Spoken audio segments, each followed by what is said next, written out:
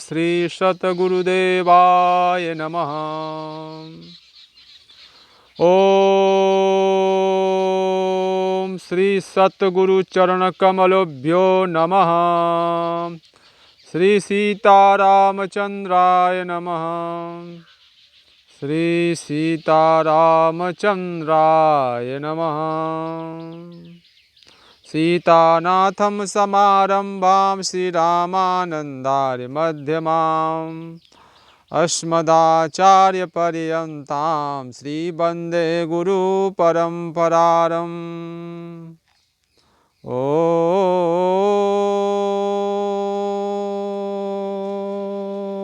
तत्सत्। हरि ओम तत्सत्। ओम नमो नारायण। हरि ओम तत्सत्। ओम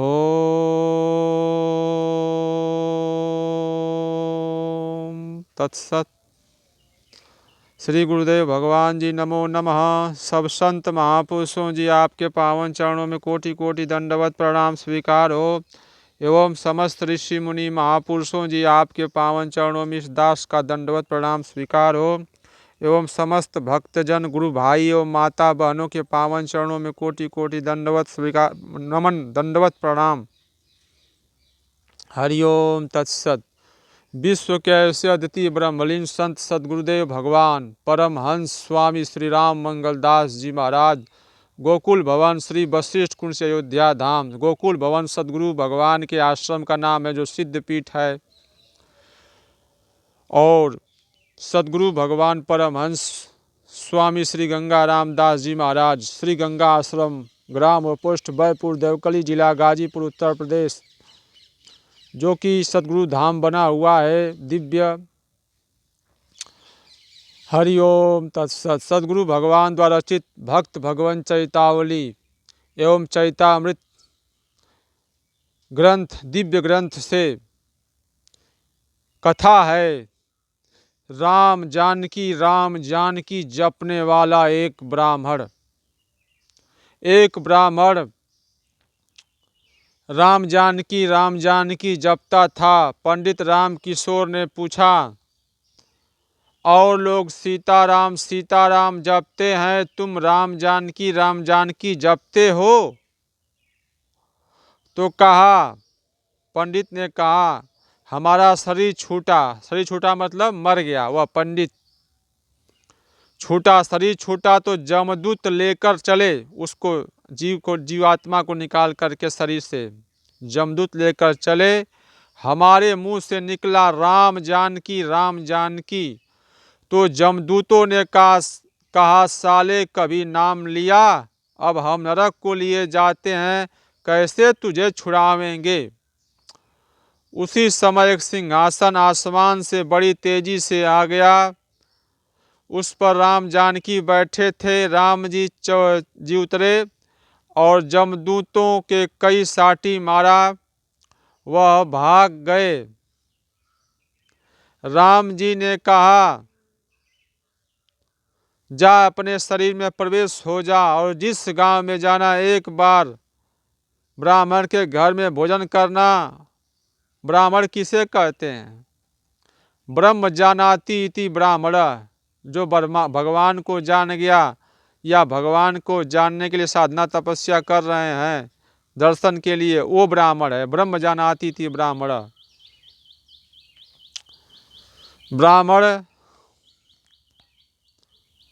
ब्राह्मण के घर में भोजन करना, एक दिन रहना और राम जानकी जपना। फिर शरीर छूटेगा मतलब मरेगा। फिर शरीर छूटेगा तो हमारे पास आओगे, हम अपने शरीर में प्रवेश हो गए। वह ब्राह्मण बता रहा है श्री बड़े महाराज जी पंडित राम किशोर जी से। हम अपने शरीर में प्रवेश हो गए, तब से फिर शरीर छूटेगा तो हमारे पास आओगे, राम जानकी जपना। फिर शरीर छूटेगा तो भगवान के राम जानकी धाम में चले आओगे। हम अपने शरीर में प्रवेश हो गए, तब से इसी तरह विचरते हैं और राम जानकी जपते हैं। विचरते मतलब गांव-गांव भ्रमण करते हैं। पंडित जी ने हमसे बताया, पंडित राम किशोर ने सदगुरु श्री बड़े महाराज जी से बताया, भगवान की लीला भगवान जाने। इस बात को बताए 50 वर्ष हो गए। सन 1925 में बताए थे श्री बड़े महाराज जी से यह बात। तो सदगुरु महाराज जी ने ग्रंथ, दिव्य ग्रंथ में लिखा इस कथा को। हरिओम तत्सत। भक्त भगवान चरितावली एवं चरितामृत दिव्य ग्रंथ से गोविंद साहब की समाधि बनी है, जहाँ लोग जाते हैं दर्शन करने, तमाम पूर्वांचल के लोग। गोविंद साहब फैजाबाद और आजमगढ़ के बॉर्डर पर बना हुआ है गोविंद साहब का समाधि धाम। गोविंद साहब जिला फैजाबाद, उनकी कथा लिखे हैं सदगुरु श्री बड़े महाराज जी। गोविंद साहब जी की कुटी यहाँ से 30 कोस दूर है। फैजाबाद गोविंद साहब यहाँ मतलब गोकुल भवन से 30 कोस दूर है। जब नवाब ने पिटवाया और वह बेहोश हो गए तो तमसा नदी में फेंकवा दिया। वहाँ शरीर आया, होश न था। बरसात का महीना था। महाराज जी बताते थे कि लोगों ने देखा कि पुल के किनारे शरीर लग गया था। घाटिया भरत कुंड पर लाया। कुछ साधु और भक्तों ने सेवा करना शुरू किया। गाय का दूध देते, फिर भोजन देने लगे। 2 माह में बोलने लगे, फिर खड़े होने लगे, कुछ चलने लगे। फिर नवाब आया, पैरों पर पड़ा, माफी मांगा तो हंसे, कहा भरत जी का हुक्म है कि 1 साल यहाँ रहो, तब कुटी पर जाओ। तुम्हारा पुराना भोग पूरा हो गया। फिर नवाब महीने आता था। जब 1 साल हो गया तब पीनस लाया। बड़ी धूमधाम से बाजा बजवाते कुटी पर ले गए। गोविंद साहब बेतों से मारे गए थे। बेत से हड्डी नहीं टूटती, खाल कट जाती है, मांस कट जाता है, नहों से खून आता है, तकलीफ बहुत होती है। गोविंद साहब के पास एक मुसलमान बूढ़ा फकीर रोज आता था। सुबह से शाम तक रहता, वहीं भोजन करता था। शाम को अपनी झोपड़ी में चला जाता था। उसने नवाब से जाकर कहा, वह सच्चे संत हैं, उनको कुछ न कहना। होनहार ने नवाब की बुद्धि घुमा दी। भीखा साहब के शिष्य गोविंद साहब थे। गोविंद साहब के शिष्य पलटू साहब, श्री भीखा साहब चौबे थे, गोविंद साहब दूबे थे। गोविंद साहब पलटू साहब के गांव के पास के रहने वाले थे।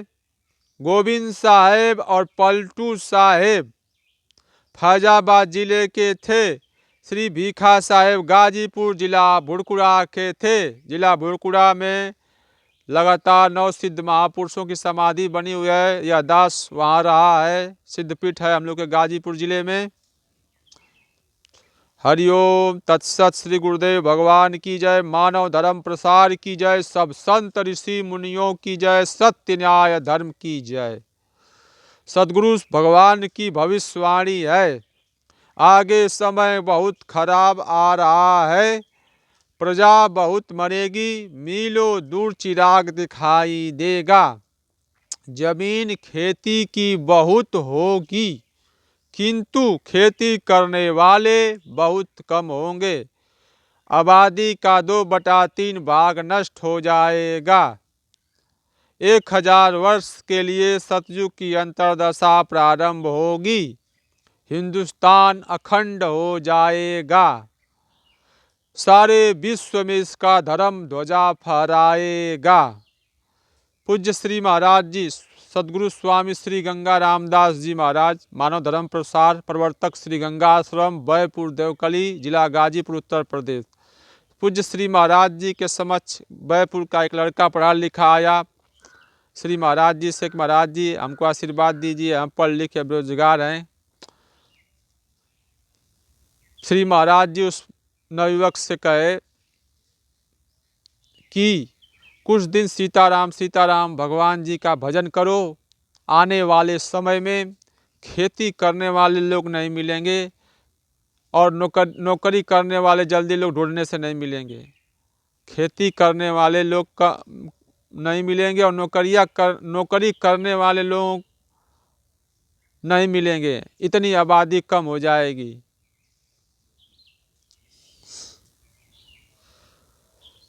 श्री सूरदास जी की भविष्यवाणी, रे मन धीरज देव,